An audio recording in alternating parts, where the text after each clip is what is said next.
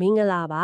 ါဒီနေ့ကျတော့လီ Manchester United အသင်းအတွက်အလွတ်ပြောင်းရွှေ့ခြင်းနဲ့ခေါ်နိုင်မဲ့ကစားသမားတွေအကြောင်းကိုနည်းနည်းအသေးစိတ်ဆွေးနွေးကြည့်ချင်ပါတယ် ဟုတ်ကဲ့ပါခင်ဗျ ပဒင်းဆောင်မှာတစ်ခုမှာအထူးကဖော်ပြထားတဲ့ကစားသမား9ယောက်လောက်ရှိတယ်သူတို့စာချုပ်ကကုန်တော့မယ်ဆိုတော့လေအဲ့ဒါလေးကိုအခြေခံပြီးတော့ဘယ်သူတွေက United အတွက်အသုံးဝင်နိုင်မလဲကြည့်ကြတာပေါ့ ဟုတ်ပါတယ်နွေရာသီအပြောင်းရွှေကတရေဖေးပို့ပူလာပြီ ဟုတ်တယ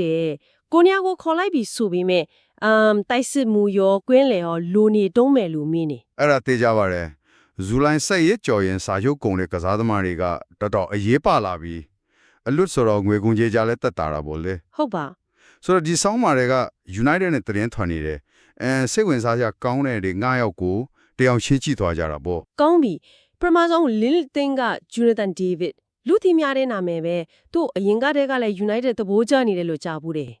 သူ့ကိုယ်သွင်းအရေးတော်ကတကယ်ကိုကောင်းပါလေအထူးသဖြင့်အဲ့ဒီထဲမှာ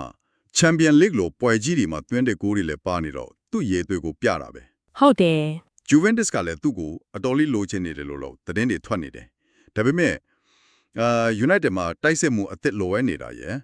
အရင်ကလည်းစိတ်ဝင်စားခဲ့ဘူးတာရဲ့ကြောင့်ဒါကထွတ်နိုင်ခြေရှိတဲ့ခေါ်ယူမှုတစ်ခုလို့သုံးသပ်ထားတယ် အသက်25ဆိုတော့လည်းငယ်သေးတယ်ပြောရမှာပေါ့ ဟုတ်ကဲ့ရေရှည်တက်စဉ်းစားလို့ရနိုင်တဲ့အသက်အရွယ်ပါ ကဲနောက်တစ်ယောက် Dominic Calvert-Lewin Everton ကထွက်မယ်ဆိုတာကတော့သိချသွားပြီ ဟုတ်တယ် ပြီးခဲ့တဲ့ຫນွေတုန်းကလည်း United နဲ့နာမည်ထွက်သေးတယ် Premier League မှာတော့သူကတက်သေးပြပြီးသားကစားသမားပေါ့နော် မှန်ပါတယ် Premier League အတွေ့အကြုံရှိတယ်သူ့ရဲ့အားထားချက်အထူးသဖြင့်ခေါင်းတိုက်ကိုသွင်းယူနိုင်မှုကတော်တော်လေးကောင်းတယ်ဒါပေမဲ့ တန်ရာဟုတ်တယ်မလား ဟုတ်တယ်အဓိကအဲ့တဲ့တန်ရပြဿနာပဲပြီးခဲ့တဲ့ရာသီတွေမှာတော်တော်လေးနားကြရတော့အသက်28နှစ်ရွယ်မှာသူ့ရဲ့ကြမ်းခိုင်မှုကအပြည့်အဝပြန်ရပါမလားဆိုတာကတော့မေးခွန်းရှိတယ် ဆိုတော့ဒါကနည်းနည်းစွန့်စားရမယ်သဘောပေါ့ အဲ့လိုပြောလို့ရပါတယ်အကျိုးအမြတ်လည်းဖြစ်နေတယ်လို့စွန့်စားရမှုလည်းမြင့်တယ်ပေါ့လေ ကွင်းလေဘကိုတစ်ချက်ကြည့်အောင် Thomas Partey Arsenal ကနေထွက်နိုင်ကြီးရှိနေတယ်အတွေ့အကြုံရတော့ပြောစရာမလိုဘူး Atletico Arsenal ဆိုတော့လေ ဟုတ်ကဲ့ခြေတန်းကလပ်ဒီမှာကစားခဲ့တဲ့အတွေ့အကြုံကတန်ဖိုးရှိတာပေါ့ကွင်းလယ်မှာခေါင်းဆောင်မှုမျိုးတည်ရင်မှုမျိုးချက်ချင်းပြနိုင်တယ် ဒါပေမဲ့အသက်က30နှစ်ဆိုတော့လေ United ကအသင်းကိုပြန်တိစောက်နေချိန်မှာရေရှည်သက်တတော်ပါမလား အဲ့ဒါစဉ်းစားကြပဲသူ့ကိုခေါ်မယ်ဆိုရင်တော့ပြန်ရောက်ဖို့တန်ဖိုးတော့ဘာလို့ထက်လက်ရှိအတင်းရဲ့လိုအပ်ချက်ကိုချက်ချင်းဖြည့်တင်ပေးနိုင်မယ့်ကစားသမားပြီးပုံမြင်ရမှာ လက်တလောအားကိုရမယ်သဘောမျိုးပေါ့ ဟုတ်ပါတယ်အေးရလက်ငင်းရလက်ကိုပို့လို့ချင်တာလားဒါမှမဟုတ်ရေရှည်စီမံကိန်းကိုပို့ဦးစားပေးမလားဆိုတဲ့မူဝါဒအပေါ်မှာမူတည်သွားလိမ့်မယ် နောက်ကလူတယောက်ကြောင့်ပြောအောင် Southampton က Kyle Walker-Peters Southampton ကရက်လက်တွေမကောင်းခဲ့ဘူးဒါပေမဲ့သူအဲ့တော့အသင်းမှာခြေစွမ်းတော်တော်လေးပြနိုင်ခဲ့တယ်လို့ဆိုတယ် ဟုတ်တယ်အတင်းတစ်ခုလုံးရုန်းကန်နေရတဲ့အချိန်မှာတော့သူတူးချင်းခြေစွမ်းကောင်းပုံခဲ့တာကသူ့ရဲ့အရေးသွေးနဲ့စိတ်ဓာတ်ကိုပြတာပဲ ဟုတ်ကဲ့ Premier League မှာကစားနေကြဖြစ်တယ်ပြီးတော့ညာနောက်ခံလူအပြင်ဘယ်ဘက်မှလည်းလိုအိုင်းနဲ့ကစားနိုင်တော့ဘက်ဆုံးတူးလို့ရတယ် အသက်က28ဆိုတော့အတွေ့အကြုံလေးရှိပြီ ဟုတ်ပါတယ်ဆိုတော့နောက်တန်းကိုအားဖြည့်ဖို့စိတ်ချရတဲ့အတွေ့အကြုံရှိတဲ့ရွေးချယ်မှုတစ်ခုဖြစ်နိုင်တယ်လို့စောင်းပါမှာသုံးသပ်ထားပါတယ် ဟုတ်ပါရဲ့နောက်ဆုံးတစ်ယောက်ကတော့ Luka Jovic Jovic ဟုတ်တယ် Frankfurt မှာဂိုးတွေသွင်းနှုန်းကတော့တော်တော်လေး hot ဖြစ်ခဲ့တ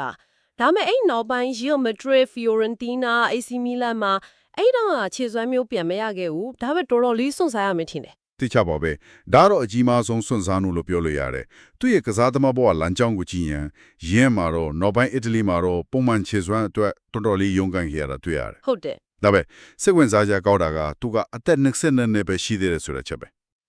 ဟုတ်တာပဲ ဆိုတော့ပြောချင်တာကသူ့မှာအချိန်နည်းနည်းရှိနေသေးတယ်ရင်း Frankfurt မှာပြည့်ရတဲ့ Golden စွမ်းရည်ကိုပြန်ရှာတွေ့နိုင်မလားအဲ့ဒါက United လို့ပတ်ဝန်းကျင်သစ်နိဗျာသစ်နီးစနစ်သစ်တွေနဲ့အံဝင်ခွင်ကြထသွားမလားဆိုတာကတော့လုံခြုံထရမှာချက်ပဲ ကဲဒီတော့ဒီ9ယောက်ကိုခြုံကြည့်လိုက်နေအလွတ်ဈေးကွာမှာပုံစံမျိုးမျိုးရှိနေတာတွေ့ရတာပေါ့နော်နာမည်ကြီးပြီးတောက်ပနေတဲ့သူတက်တီကပြီးသားဒါပေမဲ့အားနေချက်လေးရှိတဲ့သူအတွေ့အကြုံအရင်ရင့်ကျက်တဲ့သူပြီးတော့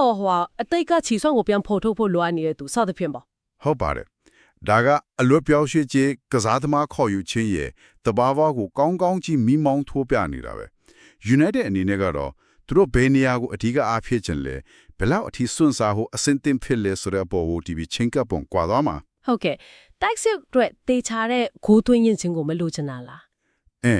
ဒါမှမဟုတ်ကွင်းလယ်မှာတည်ငြိမ်မှုပေးနိုင်မယ့်အတွေ့အကြုံလားဒါမှမဟုတ် Jovic လိုမျိုးအလားအလာကောင်းကိုပြန်ဖော်ထုတ်ကြည့်မလားအဲ့ဒီမဟာဗျူဟာဒီပုံမှုတီဗီဒီထဲကတယောက်ယောက်ကိုရွေးချယ်နေတာပေါ့ ဒါကတော့ ဒီနေ့ကျမတို့လေးလာသုံးသပ်ခဲ့တဲ့သတင်းကျဲက Manchester United နဲ့ပတ်သက်ပြီးဖြစ်နိုင်ခြေရှိတဲ့အလွတ်ပြောင်းရွှေ့ကစားသမား9ယောက်အကြောင်းပါပဲတကယ်ကိုစိတ်ဝင်စားစရာဆွေးနွေးမှုပါပဲ ဒီဆွေးနွေးမှုလေးကိုနားထောင်နေကြတဲ့ပရိသတ်ကြီးအတွက်လည်းစဉ်းစားစရာလေးတစ်ခုထားခဲ့ခြင်းပါတယ်အဲ့ဒါကတော့ခုနပြောခဲ့တဲ့9ယောက်ပါပဲတခြားသောအလားတူအလွတ်ပြောင်းရွှေ့ကစားသမားတွေရှိအောင်ပါပေါ့လေအဲ့ထဲမှာဘလို့ပုံစံမျိုးကဆိုလိုတာကပြိုင်ဆိုင်မှုများတဲ့နာမည်ကြီးကျယ်ဝင့်မျိုးလားဒါမှမဟုတ် Calvert Lewin လိုမျိုးစွန့်စားရနိုင်မြင့်မဲ့တက်တည်ပြပြီးတာကစားသမားမျိုးလားဒါမှမဟုတ် Jovic လိုပြန်တောက်ပလာဖို့မျိုးလင့်ရတဲ့ကစားသမားမျိုးလားဘလို့ပုံစံမျိုးက Manchester United လိုအသင်းရဲ့လက်ရှိပြန်လက်တိဆောက်ရေးကာလတော့အသင်းတော်ဆုံးအလိမ္မာပါနတ်ဆုံးခေါ်ယူမှုဖြစ်နိုင်မလဲဆိုတာကိုကိုယ်တိုင်လောင်စဉ်းစားကြည့်စေချင်ပါတယ်ခင်ဗျာ